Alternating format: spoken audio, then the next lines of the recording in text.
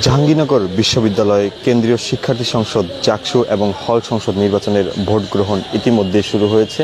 আমরা দেখতে পেয়েছি যে এলইডি স্ক্রিনে কিন্তু দেখানো হচ্ছে ভোট গ্রহণের সার্বিক চিত্র এবং ভোট গ্রহণের পর সেই ব্যালট বক্সে যেই ধরনের ভোটগুলো রয়েছে সেগুলোকে গণনা চিত্র কিন্তু লাইভের মাধ্যমে দেখানো হচ্ছে।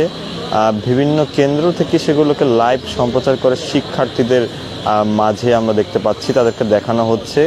অর্থাৎ ৩৩ বছর পর যেই দীর্ঘ প্রায় ৩৩ বছর পর অনুষ্ঠিত হতে যাওয়া নির্বাচনটিকে ঘিরে শিক্ষার্থীদের মাঝে বিরাজ করছে কিন্তু উৎসবের আমেজ। ইতিমধ্যে আমরা দেখতে পাচ্ছি বেশ কিছু শিক্ষার্থী তারা কিন্তু এখানে দেখছে। আমরা দেখতে পাচ্ছি শিক্ষার্থীরা কিন্তু এখানে উপভোগ করছে।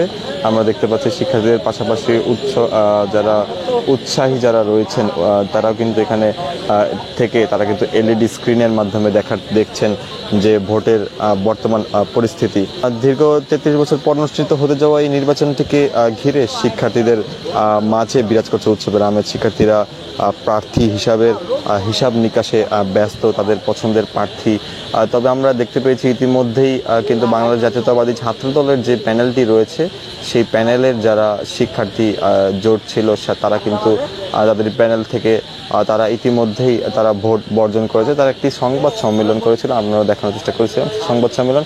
পরবর্তীতে আমরা দেখতে পেয়েছি বাম জোটের বেশ কিছু শিক্ষার্থী তারাও কিন্তু সাংবাদিকদের কাছে একটি প্রেস রিলিজ পাঠায় এবং পরবর্তীতে তারাও কিন্তু নির্বাচন বয়কটের ঘোষণা তারা দিয়েছিল।